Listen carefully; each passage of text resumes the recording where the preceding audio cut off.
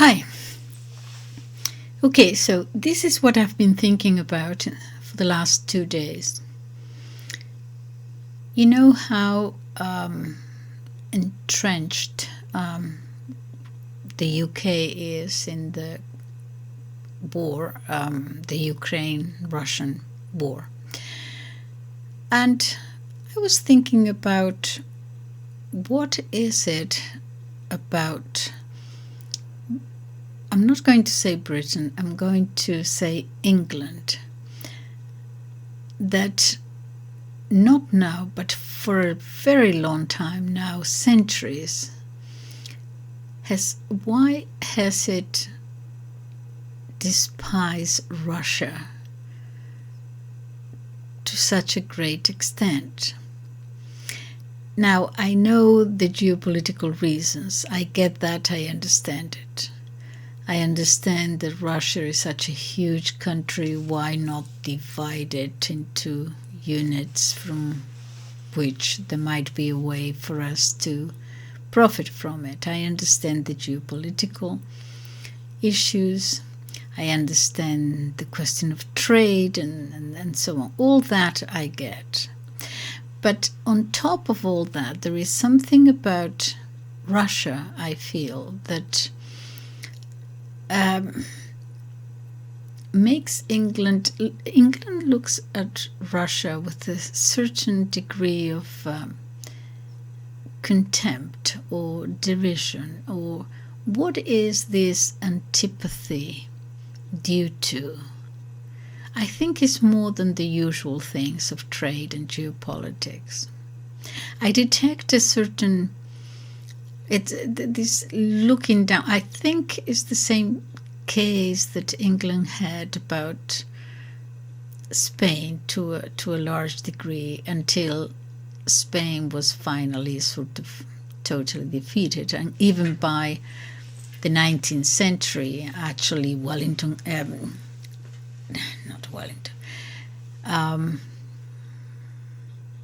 Moore, I think, came to help Spain in the Peninsular War, against Napoleon and all that. Before that, there was a real antipathy, as I said, towards it. In the case of Spain, I think it was the Catholic thing. It's not, look, England has been at war with, say, for example, France. How many wars with France? But nevertheless, it does not have this sense of contempt or dislike, which goes deeper than that, you see, towards France, for example. And I feel that what it felt for Spain feels for Russia too. And I'm trying to think why that is. Besides, as I said, the obvious geopolitical and trade and all that. And so of course, there is the Crimean War in the 1850s. Before that, you actually have to go. I'm reading this book, the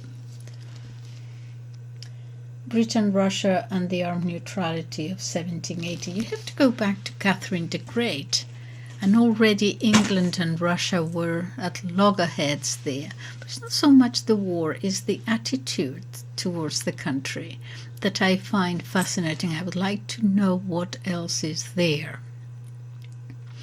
And since I was reading about the Crimean War, I came across another book which does not deal with Russia necessarily. It deals with something totally different. It's a book written in 1975. Do you know about this book?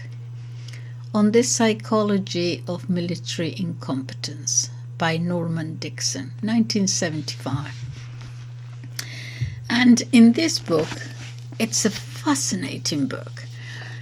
In this book, he's going to deal with military incompetence. And first of all, he has to explain why, because it's so almost a sacrilege to write about these things. He was a military man himself. And then afterwards he studied psychology and he became a psychologist, and a very renowned one, as a matter of fact. So he decided to go and look at history and see the wars that England was involved in that did not go well, or they were considered, if not defeats, at least in many cases, disasters.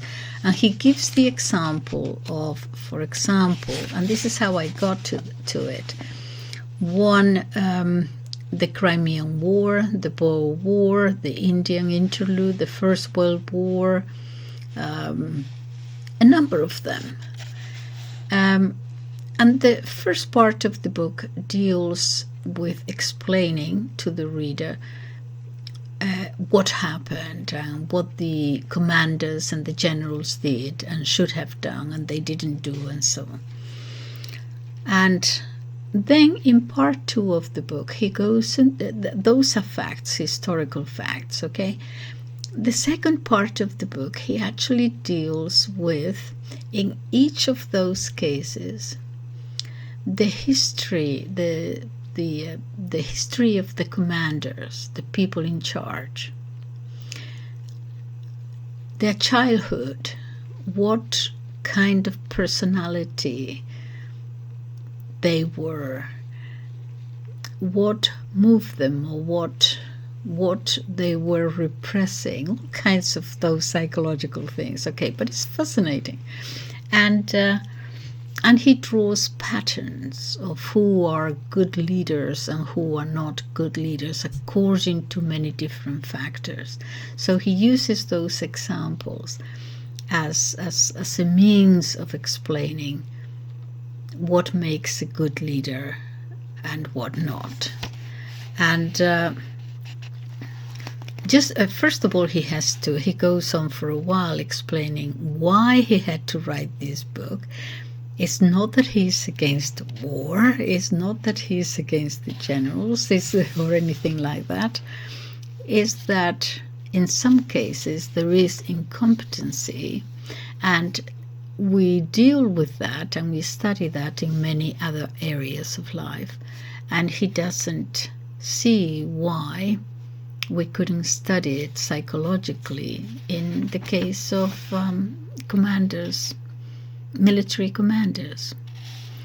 And he says, first of all, explaining why he had to write it, why he felt he had to write it, he said, in answer, I can only say that, of course, historians, military historians, know more about history than do psychologists. Of course, historical events are determined by a complex set of variables, political, economic, geographical, climatic, and sociological. But ultimately, history is made by human beings, and whatever other factors may have contributed to a military disaster, one of these was the minds of those who were there, and another, the behavior to which these minds gave rise. Now, these are complex variables. Hence, it has been necessary to play down for me the other factors, all the other factors, in order to focus more clearly upon possible psychological determinants. So he's going to study the disasters that he considers disasters according to the psychology of the leaders. But he does explain, I know very well that is not just the only one factor, but it is one of them. As an example, consider the similar case of, for example, an aircraft accident. Nobody would deny that airplanes crash for very many reasons, sometimes working independently and sometimes in unison. But this does not mean that the selecting out for particular study of one single factor, such as, for example, metal fatigue in the case of an airplane, that does not mean that necessitates dwelling on such other variables as bad weather, indifferent navigation, or too much alcohol in the bloodstream of the pilot. All those might have contributed. But why not study one single factor and pinpoint that? Not as the only reason, but as one of the reasons. The case for a reductionist approach, however, also rests upon another consideration, namely that the nature of military incompetence and those characteristics which distinguish competent from incompetent senior commanders have shown a significant lack of variation over the years, despite changes in the other factors which shape the course of history. There is a pattern. Whether they are all well-equipped or ill-equipped, whether they are in control of men who are armed with spears or men with tanks and rockets, whether they are English, Russian, German, Zulu, American, or French, good commanders remain pretty much the same. Likewise, bad commanders have much in common with each other. One rewarding byproduct of writing this book has been the many enjoyable conversations I have had with people in the armed services. Here again, however, a very small minority viewed the enterprise with dismay, as something lacking in taste, if not actually bordering on the sacrilegious. To this understandable sensitivity, I can only say that no insult is intended. In point of fact, for devotees of the military to take exception to a study of military incompetence is as unjustified as it would be for admirers of teeth to complain about a book on dental caries. Moreover, it is only by contemplation of the incompetent that we can appreciate the difficulties and accomplishments of the competent. If there were no incompetent generals, it might appear that the direction of armies and the waging of war were easy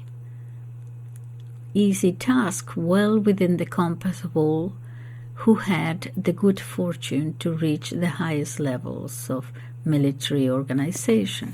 Anyway, he's going to go and tell us that one of them actually is, let me see,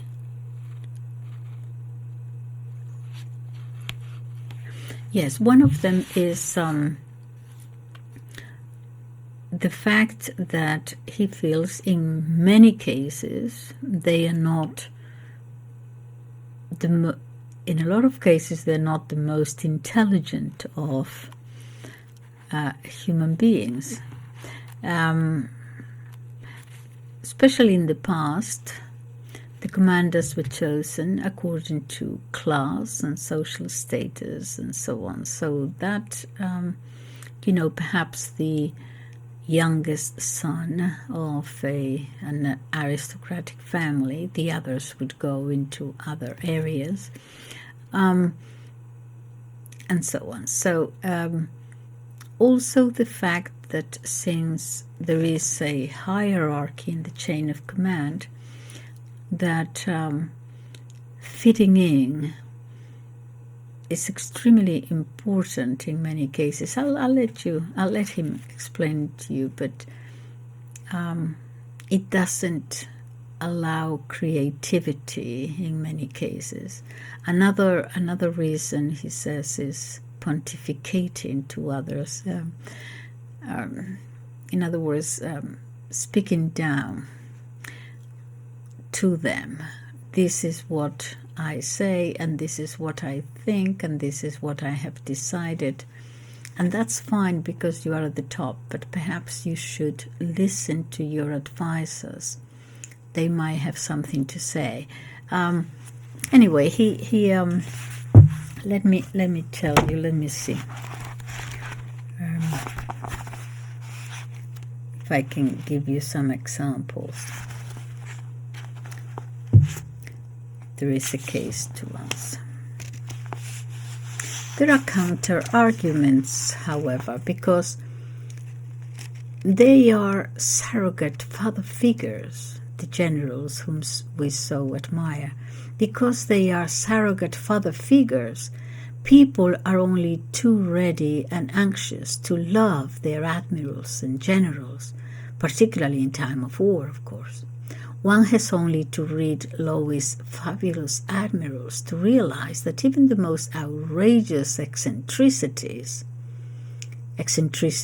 which would not be tolerated in any other walk of life, even these eccentricities are considered amusing, if not actually endearing, when part and parcel of some famous warrior. After all, even Sir John French still has his circle of devoted admirers. As Alfred Vax puts it, a very large part of military history is written, if not for express purposes of supporting an army's authority and prestige, at least with the intention of not hurting it, not revealing its secrets, avoiding the betrayal of weakness, vacillation, or distemper. The historical record of warfare is thus dependent on the writer's desire to preserve reputations. Under these circumstances, this book takes the view that certain sorts of incompetence have been an enduring feature of the military scene, and that among the millions of officers and men who have fought heroically and efficiently, often under the most trying conditions, they have marched a small but influential number whose ability has fallen far short of that required by the positions which they held. And two questions then occur. Is there any common pattern to this incompetence? And if there is, whence does it arise? And he's going to give us 14 very quick a pattern that he has seen. First of all, 1. A serious wastage of human resources and failure to observe one of the first principles of war, economy of force. This failure derives in part from an inability to make war swiftly. It also derives from certain attitudes of mind which we shall consider presently. 2. A fundamental conservatism and clinging to outworn tradition. An inability to profit from past experience, owing in part to a refusal to admit past mistakes. It also involves a failure to use or tendency to misuse available technology. 3. A tendency to reject or ignore information which is unpalatable or which conflicts with preconceptions. 4. A tendency to underestimate the enemy and overestimate the capabilities of one's own side. 5. Indecisiveness and a tendency to abdicate from the role of decision maker. 6. An obstinate persistence in a given task despite strong contrary evidence. 7. A failure to exploit situation gained and a tendency to pull punches rather than push home an attack. 8. A failure to make adequate reconnaissance. 9. A predilection for frontal assaults, often against the enemy's strongest point. 10. A belief in brute force rather than the clever ruse. 11. A failure to make use of surprise or deception. 12. An undue readiness to find the scapegoats for military setbacks. 13. A suppression or distortion of news from the front, usually rationalized as having been necessary for morale or security. 14. A belief in mystical forces, fate, bad luck, the elements perhaps. Okay, so let me move on. In chapter, the intellectual ability of senior military commanders. There is a quote here from T.E. Lawrence. I feel a fundamental crippling lack of curiosity about our officers. Too much body and too little head. So what grounds are there then for the most popular explanation of military incompetence? Stupidity? No, it's not going to be stupidity, obviously, but as I said, it's a lot of it came from class and status and so on, and the most intelligent tended to go to other professions. That is, he spends a long time explaining this. And the other one, pontification, speaking from above. Finally, let me see. Also, because you're so used to following orders, the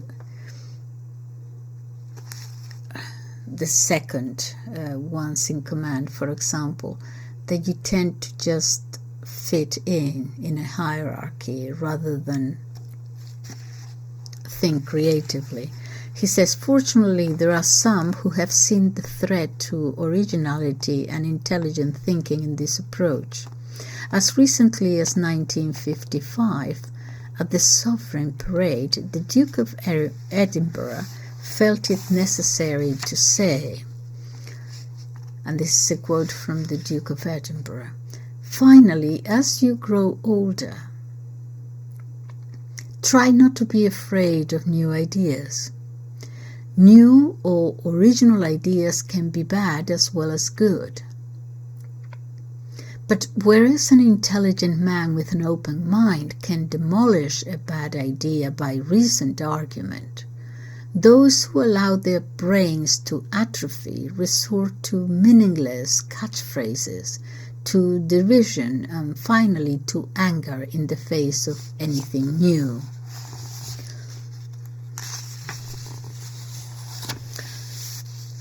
Unfortunately, as Liddell Hart points out, a lifetime of having to curb the expression of original thought culminates so often in there being nothing left to express. Another contribution to incompetence tied up with age, because they used to be very, very old, sometimes in their 70s and sometimes even 80s. Another contribution to incompetence tied up with age was the unhelpful tendency to sack, forcibly retire, or otherwise curtail the promotion of those young officers who unwisely failed to conceal their lights beneath bushels of conformity. Such was the case of Major General J.F.C. Fuller.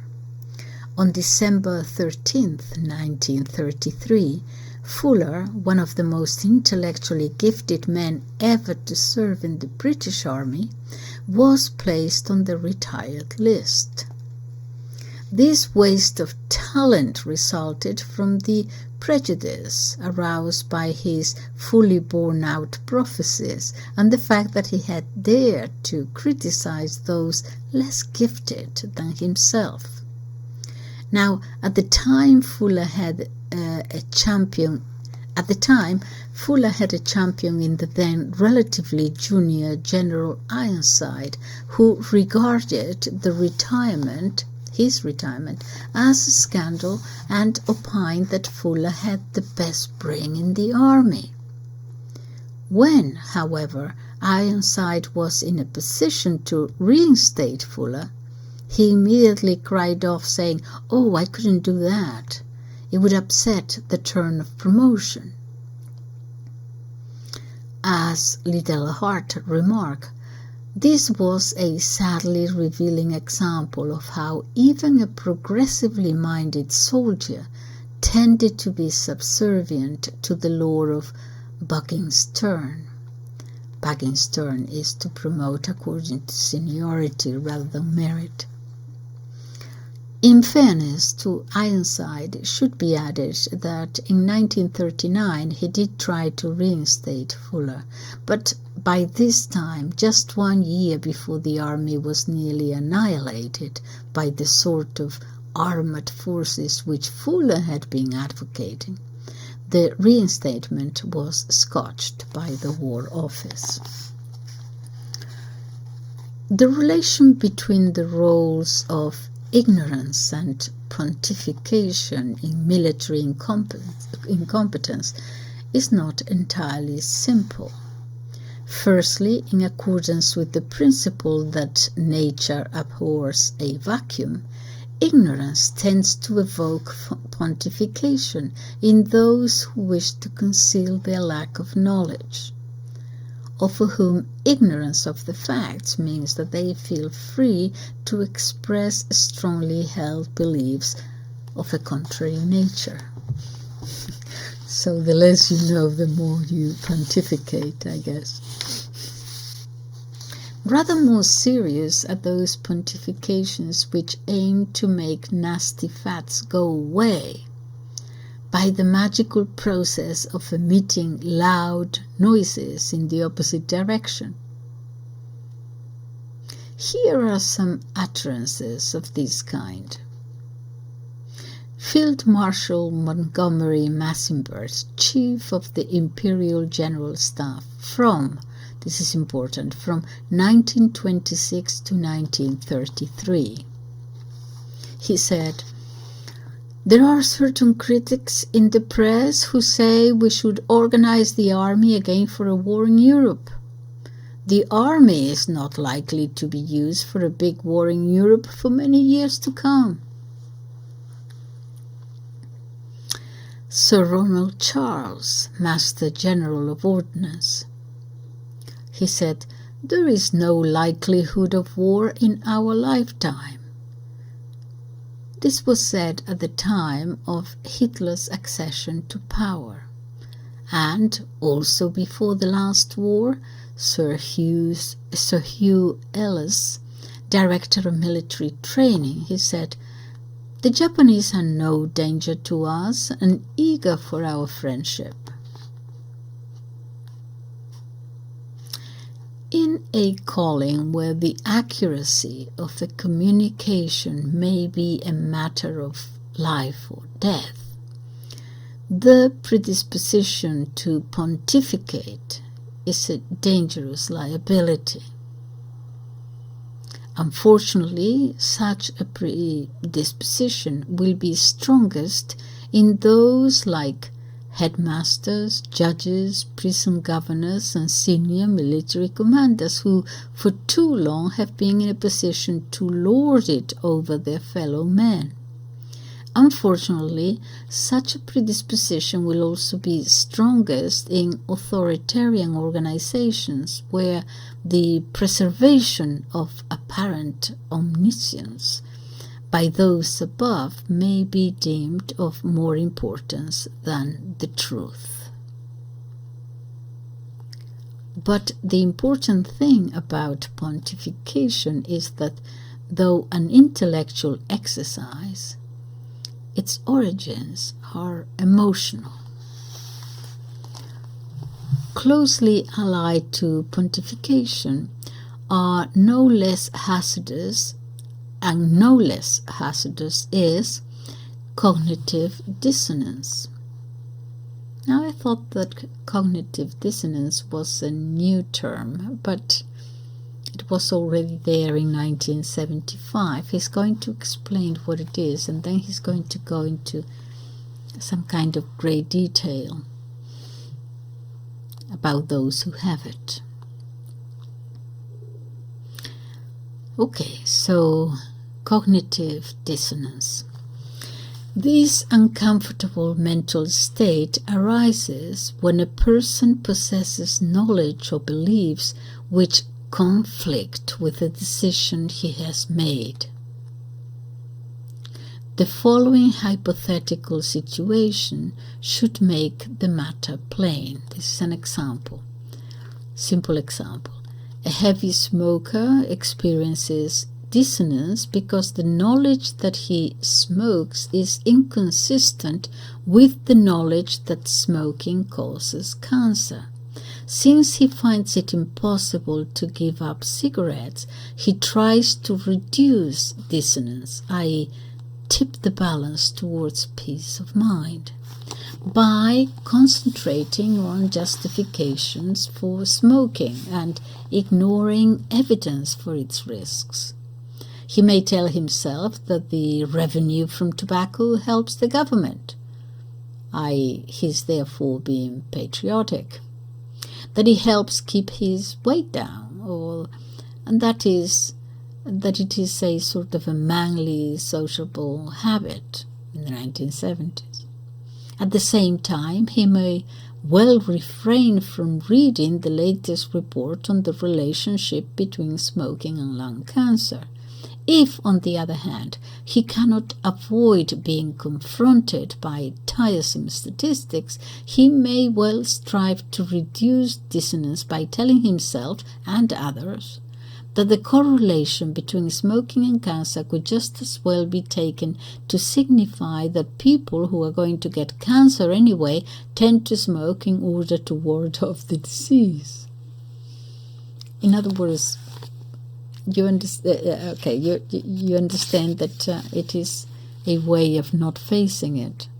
Since it was first promulgated by Festinger in 1957, dissonance theory has given rise to a large number of empirical studies.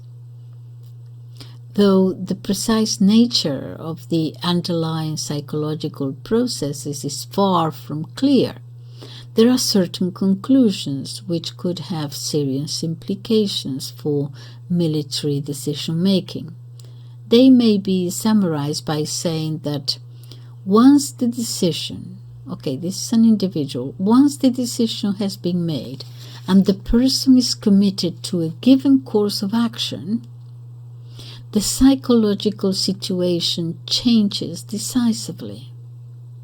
There is less emphasis on objectivity, and there is more partiality and bias in the way in which the person views and evaluates the alternatives. You have made up your mind, and that's it. You're going little by little to refuse to look at any other possibility. In other words, decision-making may well be followed by a period of mental activity that could be described as, at the very least, somewhat one-sided.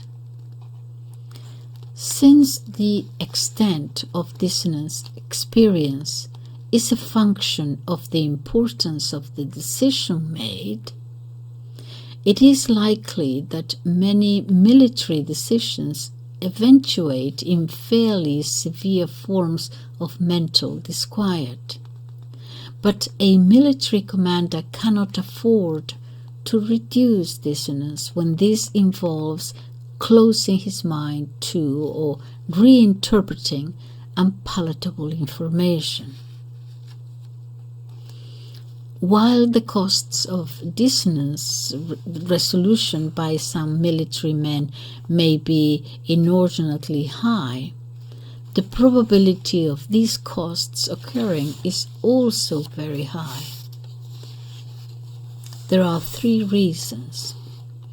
In the first place, military decisions are very often irrevocable. Secondly, they involve large payoffs. Much hangs on their outcome, including the reputation of the decision maker. Finally, those commanders with weak egos, with overstrong needs for approval, and the most closed minds will be the very ones least able to tolerate the nagging doubts of cognitive dissonance. In other words, it will be the least rational who are the most likely to reduce dissonance by ignoring unpalatable intelligence. Research on individual differences in cognitive dissonance suggests that its effects are likely to be strongest in those afflicted with chronic low self-esteem and general passivity. The weaker you are as a person, the more you excuse yourself. If you are strong, you don't mind admitting a mistake, I guess. Most recent research on cognitive dissonance has emphasized another variable of some consequence for military behavior: the degree of justification for the initial decision. Experiments by Zimbardo and others have shown that the less justified a decision, the greater will be the dissonance and therefore the more vigorous in resolution.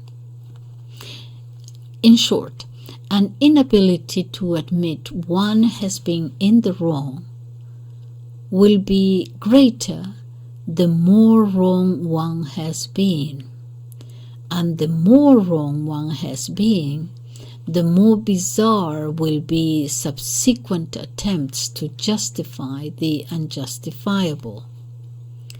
We can see now that the relationship between pontification and cognitive dissonance is there.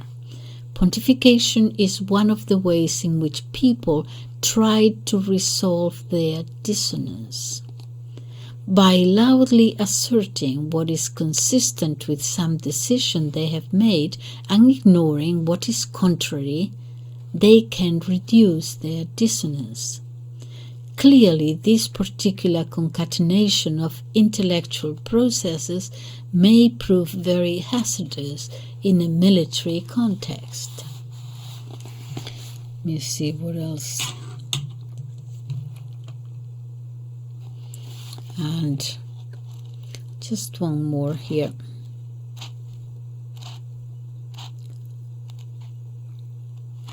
Let me see, I had put a note. And then he goes on to, it's extremely interesting, to extremes of authoritarianism. The extremes. So he's going to talk about Himmler, in Germany. There is a difference between authoritarianism and extreme authoritarianism. And so he's going to study extreme authoritarianism in order to see whether we can learn something about regular authoritarianism. He explains it.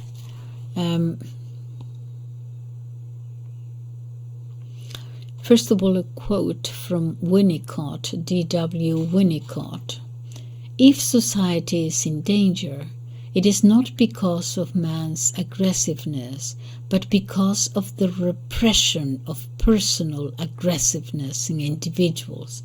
Because of the repression. Okay, listen to this. When considering the validity of a complex theory, it is often helpful to examine extreme manifestations of the phenomenon which the theory is trying to explain. in the case of authoritarianism, this has been done in several independent investigations. Two will be considered here. Two investigations. The first involves a series of interviews with ex-SS concentration camp guards and other war criminals indicted for mass murder. And the second, perhaps the most revealing of them all, an analysis of the entries in a diary kept by that prototypal authoritarian personality, Heinrich Himmler. In focusing on such people, we are not suggesting that their like are to be found amongst British military commanders. Not at all. Just as an understanding of mild depression might benefit from, for example, a study on suicide. You study suicide and it might help you in dealing in some way with dealing with just mild depression. So an insight into the nature of normal authoritarianism is deepened by contemplation of its most pathological manifestation. So in this instance, the results from such a study support the view that authoritarian traits are the product of an underlying weakness of the ego. If you are weak when you get the chance, you tend to be a dictator, a good dictator, because there is a resentment that you have been building up, and when you are able to express it, better watch out. Okay, so in this instance, the results from such a study support the view that authoritarian traits are the product of an underlying weakness of the ego.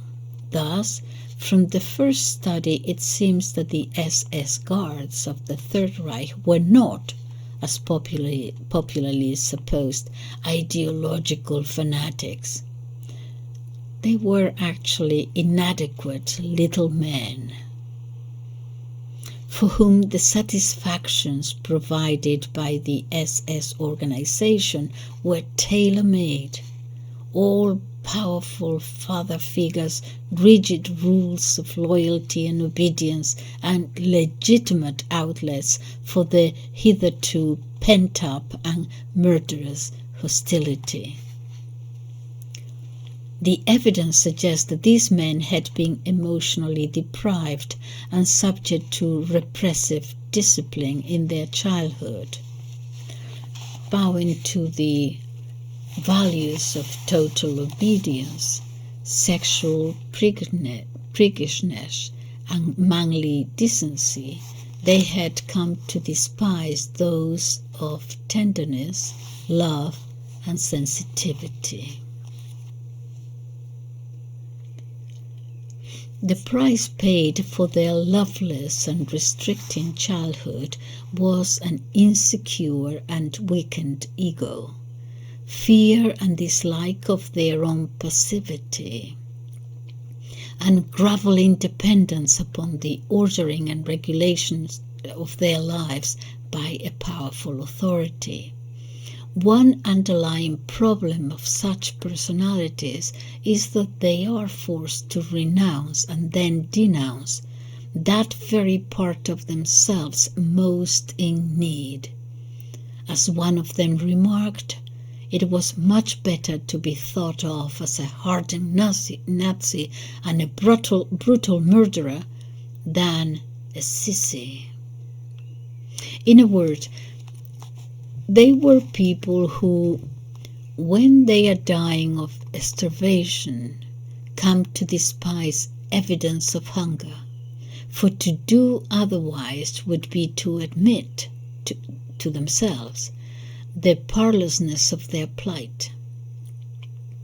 It was this seemingly impossible state of affairs which found resolution by the process of paranoid projection. They hated in others what they could not tolerate in themselves. Hence it was that the weak, the old, the underprivileged, the cow, and later the starving millions of the concentration camps suffered their fearful attentions. By the same token, it was not entirely a conscious rationalization, nor entirely their need for justification, which led them to aver that their helpless victims were dangerous enemies, Jewish terrorists, etc., who had to be eliminated, for in a sense they were enemies, not of the state, but of their own precariously poised egos. Once one has accepted the nature of these stunted personalities, other features of their behavior fall into place. The unquestioning adulation of their superiors, the enthusiasm shown for the uniformed, all-male society of their fellow guards, and a sexual priggishness which could coexist alongside the most brutal and obscene of sexual crimes against the bodies of their victims. Significant in view of the relationship, he goes on to give examples of sexual torture and things like that. I won't read that.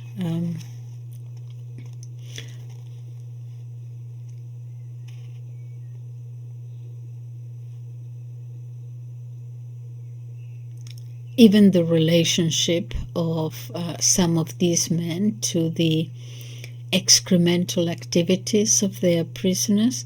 Thus, there was the SS sergeant and sick-bay attendant, of whom it was written that some of the GN's atrocities verified in the court were such that I hesitate to record them here. Essentially, they showed that his greatest venom went to persons who suffered from diarrhea and were incontinent, and he gave them castor oil was his treatment for all abdominal conditions. He would then forbid his patients to go to the toilet, but beat or kill them if they soiled themselves. That's that type of personality. The frequent employment by the SS and indeed other military organizations of such euphemisms as disinfecting, cleansing, mopping up to describe their work is not without significance. So much for the lesser fry in the SS hierarchy.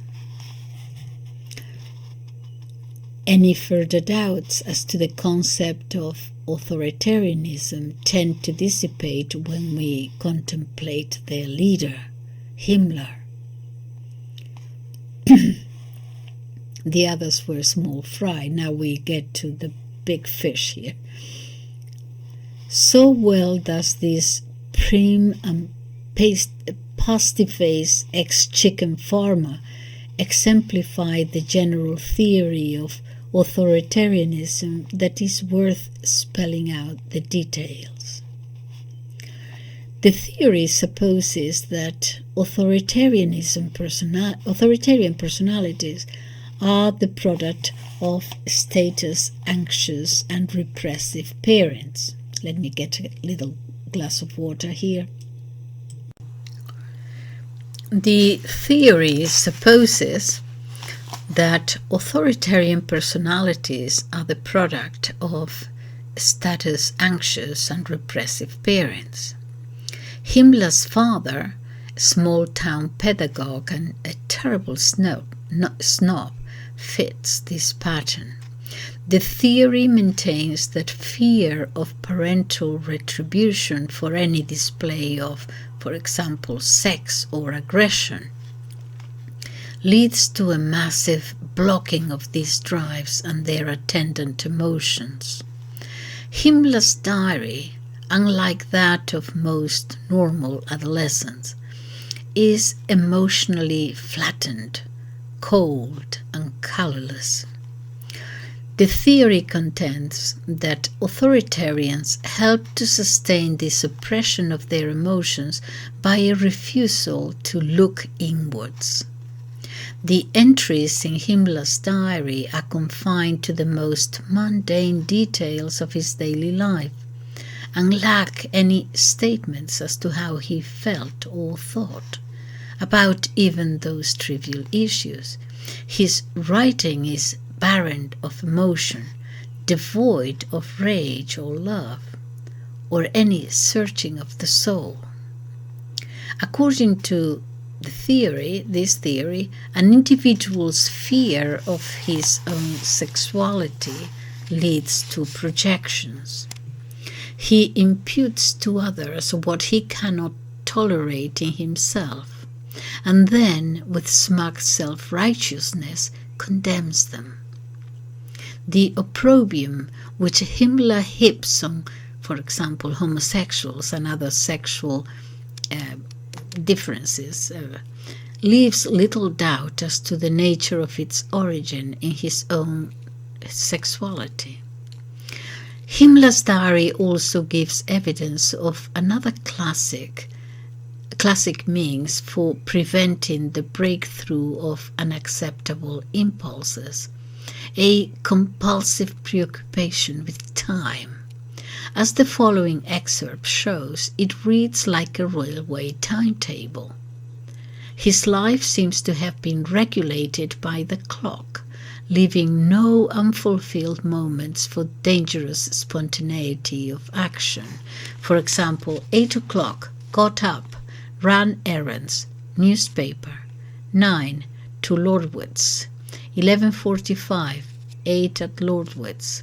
12:20, I was to meet father at the train station, but I only get there at 12:30. Joined father in a parlor car in Dachau. 3 o'clock, arrived in Ingolstadt. 4 o'clock, into the center of the city. Mother and Gerbert met us.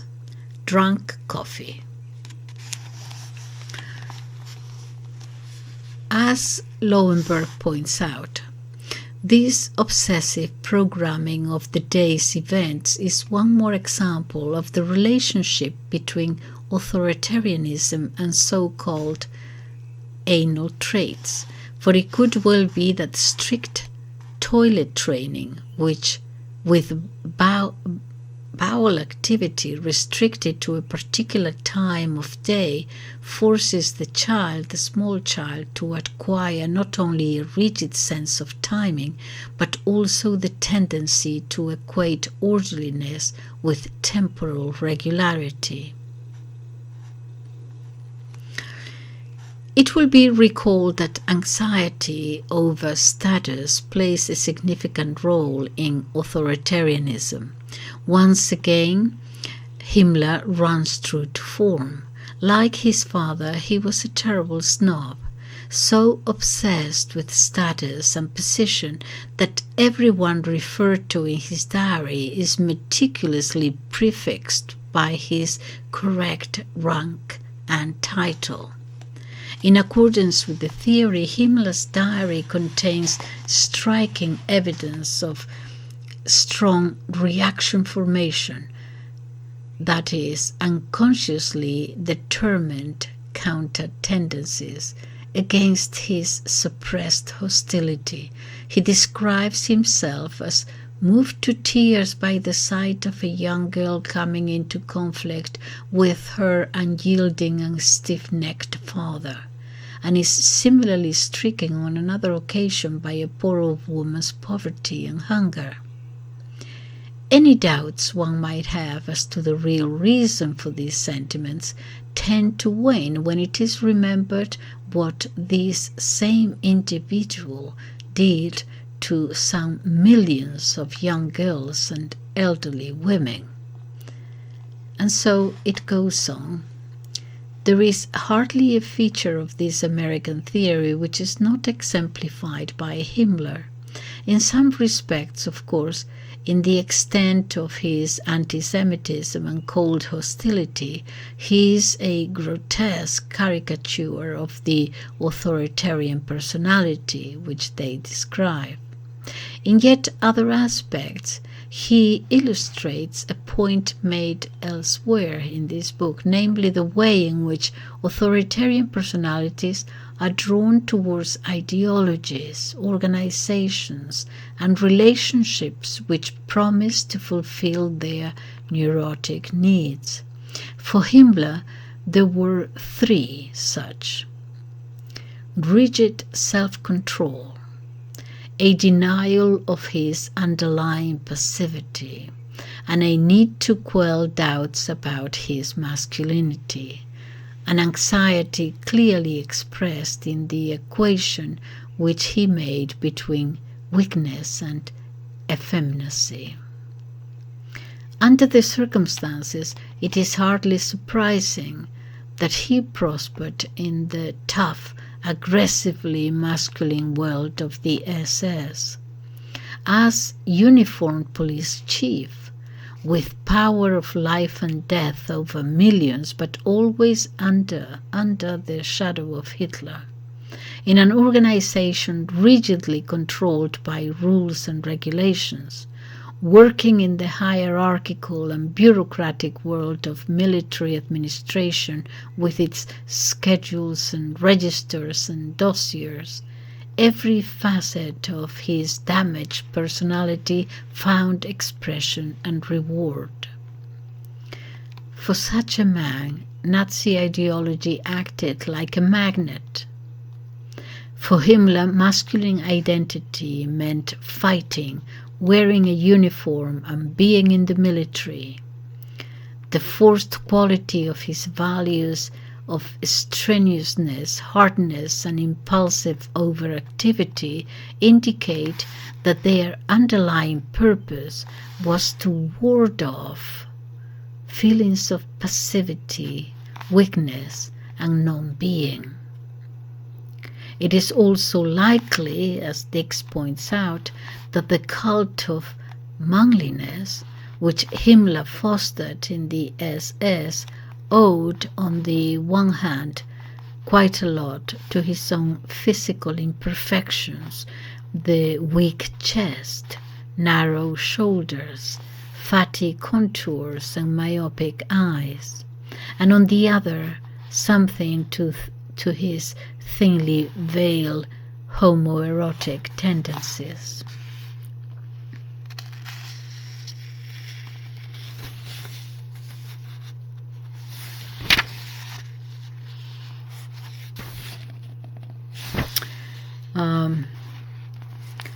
Okay. Another product of an authoritarian ethos served to gratify homosexual inclinations in the name of some higher ideology, exemplifies extreme versions of the ubiquitous phenomenon of male bonding. According to Lionel Tiger, the tendency for men, as opposed to women, to form close-knit, all-male groups, whether these take the form of men's clubs, lodges, military messes, or such larger, predominantly male institutions as the stock exchange, has its origins in one very early and indisputable talent of the male, his superiority as a hunter. Under the circumstances, it is perhaps hardly surprising that the cult of manliness and hunting of a human quarry, or a quick killing on the stock market, should be so closely intertwined. One of the least attractive characteristics of authoritarians is their preoccupation with punishment and their incapacity to feel concerned for the human rights of persecuted minorities. In Himmler, these traits were well developed. His lifelong interest in torture chambers and similar correctives went along with this sadism towards his fellow men that has never been surpassed. For him, the cult of manliness cheerfully condoned, indeed encouraged, the utmost brutality in his henchmen, particularly when this, like the notorious hosepipe treatment, involved destruction of the human body via its gastrointestinal tract. But even here, in his monstrous dealings, the other side of the authoritarian personality, its restrictive aspect, was clearly evident.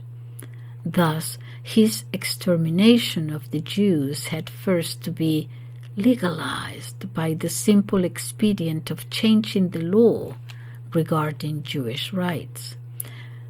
That this farcical maneuver was something more than a superficial sop to public opinion was evident from his personal reaction when actually witnessing the less pleasant antics of his followers. Though adept at initiating mass murder, the sight of people actually being shot or clubbed to death was more than he could bear, presumably because too close a confrontation with the facts was too close a confrontation with his own repressed psychopathology. All in all, the history of Himmler, like that of many of his contemporaries in Nazi Germany, is not only a cautionary tale for all so-called civilizations which aim to achieve their ends by a mixture of punitive morality, militarism, and repressive control of their citizens in the earliest years, but is a compelling, if unpleasant, illustration for the concept and theory of authoritarianism.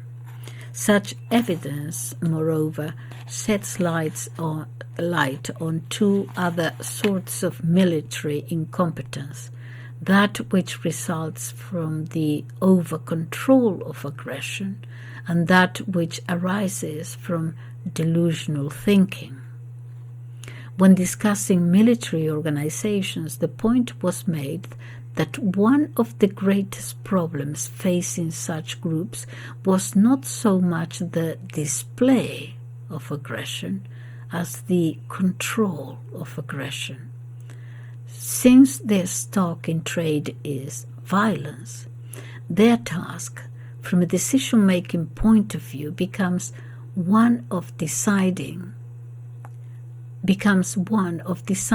when and where and how much to release that aggression. They have also to erect elaborate safeguards against the recoil of their own destructive potential upon themselves and innocent bystanders. This, it will be recalled, is one of the purposes of militarism. Now, what is true of the group is also true of the individual. We all have the problem of exercising appropriate control over our aggressive impulses. The main difference between the group and the individual is that in the latter's case, the individual, the controls are largely internalized. All this is fairly self-evident, but consider now the plight of an authoritarian. For a start, his fund of aggression is likely to be greater than most, and his defenses against overt hostility are like an army which, though it has been grossly provoked and possesses an immense capacity for retaliation, has nevertheless been given the order, "Hold your fire." he is subject to extreme internal tension, poised uneasily between force and counterforce. It is in this state of unstable equilibrium that some authoritarians veer between violent hostility and rigid over-control. Himmler certainly did so. Obviously, such instability is hardly conducive to rational leadership. Affected by an unconscious conflict between the urge to express hostility and the fear of so doing, the decisions which authoritarians make will be influenced less by cool consideration than by moment-to-moment fluctuations of impulse over control. Incidentally, it is perhaps worth noting that an analogous state of affairs may operate in connection with the other great drive that causes trouble to authoritarians: sex. No better example is afforded than that of the missionary in Somerset Maugham's Reign. One moment he is the rigid, over-controlled Puritan condemning Sadie Thompson to eternal damnation, and the next he's in bed with her, and the next he's cutting his throat. Some would say a symbolic castration.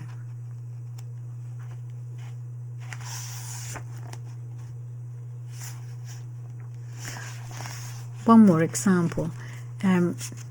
Take the case of Redvers Buller, who was a commander in the, first of all, in the South African War against the Zulus, and then in the Boer War.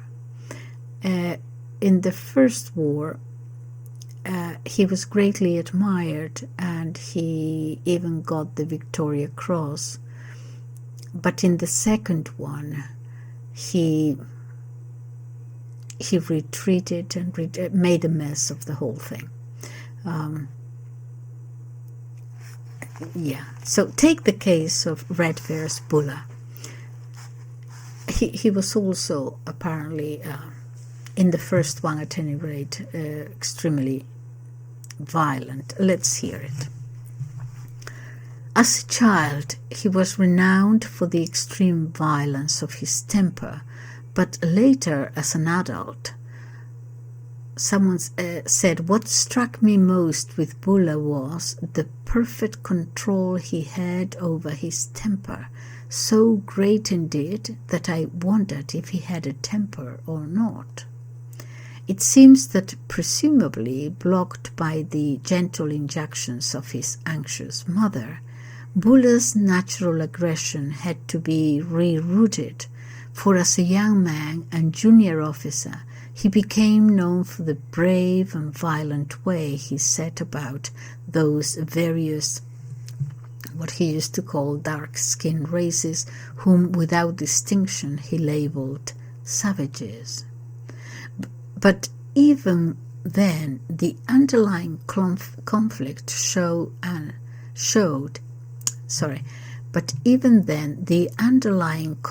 showed, and motherly forgiveness was sought. As John Walters has remarked, letters that Redvers wrote to his wife revealed that for him, fighting brought relief to a terrible lust for which he candidly confessed shame. It was like a virgin youth lured into a brothel. He suffered agonizing remorse after shooting and killing had apparently given him a form of orgasm, emotional or physical. But when years later he was sent to command the British Army in its campaign against the Boers, all this was changed. His old lust for killing mysteriously evaporated. Gone now was his aggressive leadership.